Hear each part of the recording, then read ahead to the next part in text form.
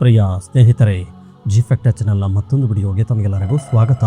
ಸ್ನೇಹಿತರೆ, ನೀವು ಜಿಮ್ಗೆ ಹೋಗ್ತಿದ್ದೀರಾ? ಡಯಟ್ ಮಾಡ್ತಿದ್ದೀರಾ? 2 ನಿಮಿಷದ ಸುಖಕ್ಕೂ ಬ್ರೇಕ್ ಹಾಕಿದ್ದೀರಾ? ಆದರೂ ನಿಮ್ಮ ಮುಖದಲ್ಲಿ ಆ ಗ್ಲೋ ಇಲ್ಲ, ಲೈಫ್ನಲ್ಲಿ ಆ ಎನರ್ಜಿ ಇಲ್ಲ. ಯಾಕೆ ಗೊತ್ತಾ? ನಿಮ್ಮ ಎಫರ್ಟ್ಸ್ ತಪ್ಪಿಲ್ಲ ಬ್ರದರ್.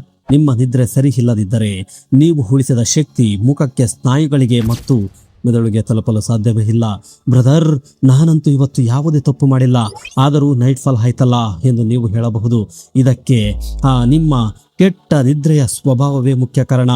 ನಾವು ಗಾಢವಾಗಿ ನಿದ್ದೆ ಮಾಡ್ತಿದ್ದೇವಾ ಅಥವಾ ಕೇವಲ ಮೇಲ್ನೋಟದ ನಿದ್ರೆ ಮಾಡ್ತಿದ್ದೇವಾ ಎಂದು ತಿಳಿಯುವುದು ಹೇಗೆ? ಇಂತಹ ಪ್ರಶ್ನೆ ಖಂಡಿತವಾಗಿಯೂ ನಿಮ್ಮ ಮನಸ್ಸಿನಲ್ಲಿಯೂ ಬಂದಿರಬಹುದು. ಈ ವಿಡಿಯೋದಲ್ಲಿ ಅದನ್ನು ತಿಳಿದುಕೊಳ್ಳೋಣ.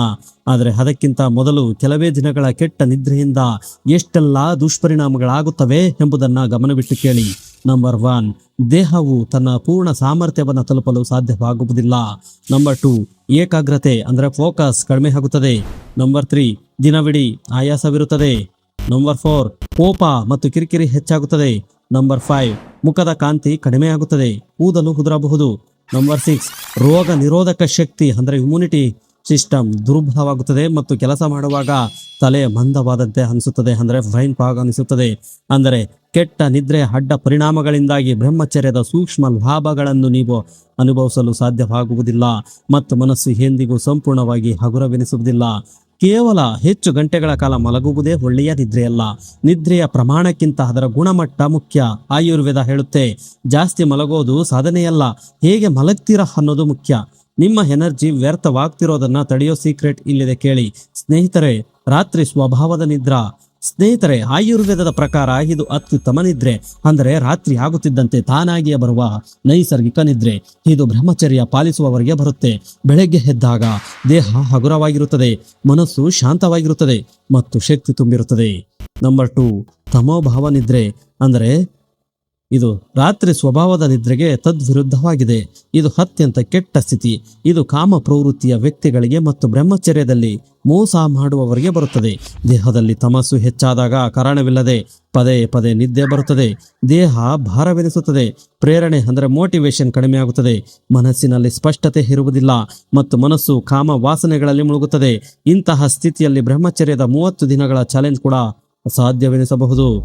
ನಂಬರ್ ಗಾಢ ಮತ್ತು ಉತ್ತಮ ನಿದ್ರೆಯ 5 ವೈದಿಕ ತಂತ್ರಗಳನ್ನು ನೋಡುವುದಾದರೆ ಸಂಪೂರ್ಣ ಕತ್ತಲೆ. ಸ್ನೇಹಿತರೆ, ಮಲಗುವಾಗ ಕೋಣೆಯಲ್ಲಿ ಸಂಪೂರ್ಣ ಕತ್ತಲೆ ಇರಲಿ.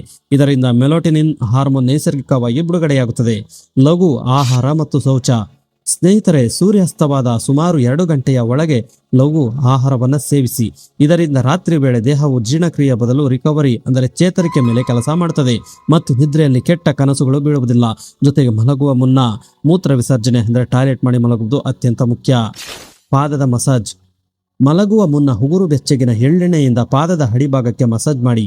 ಇದು ನರಮಂಡಲವನ್ನು ಅಂದರೆ ನರ್ವ್ಸ್ ಸಿಸ್ಟಮ್ ಅನ್ನು ಶಾಂತಿಗೊಳಿಸುತ್ತದೆ. ದಿನದ ಹಿನ್ನೋಟ. ಮಲಗುವ ಮುನ್ನ ದಿನವಿಡೀ ನಡೆದ ಘಟನೆಗಳನ್ನು ಹಿಮ್ಮುಖವಾಗಿ ಕೊನೆಯವರೆಯಿಂದ ಮೊದಲಿಗೆ ನೆನಪಿಸಿಕೊಳ್ಳಿ. ಇದರಿಂದ ಮನಸ್ಸಿನ ಒತ್ತಡ ನಿಧಾನವಾಗಿ ದೂರವಾಗುತ್ತದೆ. ಪ್ರಾಣಾಯಾಮ ಮತ್ತು ಧ್ಯಾನ. ಸ್ನೇಹಿತರೆ, ಮಲಗುವ ಮುನ್ನ ಚಂದ್ರಭೇದಿ ಪ್ರಾಣಾಯಾಮ, ಭ್ರಾಮರಿ ಪ್ರಾಣಾಯಾಮ, ಶವಾಸನ ಮತ್ತು ಮನಸ್ಸಿನಲ್ಲಿ ನಿಮ್ಮ ಇಷ್ಟ ದೈವದ ಚಿತ್ರವನ್ನು ನೆನೆಯುವ ಅಭ್ಯಾಸ ಮಾಡಿ. ಇವು ದೇಹ ಮತ್ತು ಮನಸ್ಸು ಎರಡನ್ನು ಆಳವಾಗಿ ಶಾಂತಗೊಳಿಸಿ ಸಮತೋಲನದಲ್ಲಿಡುತ್ತವೆ ಮತ್ತು ಉತ್ತಮ ಸಾತ್ವಿಕ ಸ್ಥಿತಿಯ ನಿದ್ರೆಗೆ ಸಿದ್ಧಪಡಿಸುತ್ತವೆ. ನೆನಪಿರಲಿ, ತಾನಾಗಿಯೇ ವೀರ್ಯಸ್ಖಲನವಾಗುವುದು ಅಂದರೆ ನೈಟ್ ಫಾಲ್ ಯಾವುದೇ ಔಷಧಿಗಿಂತ ಹೆಚ್ಚು ನಿಮ್ಮ ಸರಿಯಾದ ಜೀವನ ಶೈಲಿಯ ಮೇಲೆ ಅವಲಂಬಿತವಾಗಿರುತ್ತದೆ. ನಿಮ್ಮ ನಿದ್ರೆ ಗಾಢವಾಗಿದ್ದಾಗ ಮಾತ್ರ ದೇಹದ ರಿಕವರಿ, ಶಕ್ತಿ, ಏಕಾಗ್ರತೆ, ಮಾನಸಿಕ ಶಾಂತಿ, ಓಜಸ್ಸಿನ ನಿರ್ಮಾಣ, ಶಕ್ತಿಯ ಊರ್ಧ್ವಮುಖ ಚಲನೆ ಮತ್ತು ಬ್ರಹ್ಮಚರ್ಯದ ಪಯಣ ಬಲಗೊಳ್ಳುತ್ತದೆ. ಸ್ನೇಹಿತರೆ, ವಿಡಿಯೋವನ್ನು ಲೈಕ್ ಮಾಡಿ ಮತ್ತು ನೀವು ಗರಿಷ್ಠ ಎಷ್ಟು ದಿನಗಳ ಕಾಲ ಬ್ರಹ್ಮಚರ್ಯ ಪಾಲಿಸಿದ್ದೀರಿ ಎಂಬುದನ್ನು ಕಾಮೆಂಟ್ ಮಾಡಿ ತಿಳಿಸಿ. ಓಕೆ ಫ್ರೆಂಡ್ಸ್, ಈ ವಿಡಿಯೋ ಇಷ್ಟವಾದಲ್ಲಿ ಒಂದು ಲೈಕ್ ನೀಡಿ, ನಿಮ್ಮ ಸ್ನೇಹಿತರಿಗೆ ಶೇರ್ ಮಾಡಿ. ನೀವಿನ್ನೂ ನಮ್ಮ ಚಾನಲನ್ನು ಸಬ್ಸ್ಕ್ರೈಬ್ ಆಗಲಿಲ್ಲವೆಂದರೆ ಸಬ್ಸ್ಕ್ರೈಬ್ ಆಗಿ, ಪಕ್ಕದಲ್ಲೇ ಇರುವ ಬೆಲ್ ಬಟನ್ ಪ್ರೆಸ್ ಮಾಡಿ, ಹಾಲ್ ನೋಟಿಫಿಕೇಶನ್ ಆನ್ ಮಾಡಿ. ಈ ವಿಡಿಯೋದ ಬಗ್ಗೆ ನಿಮ್ಮ ಅನಿಸಿಕೆಗಳನ್ನು ಮುಕ್ತವಾಗಿ ಕಾಮೆಂಟ್ ಮಾಡಿ. Thank you for watching.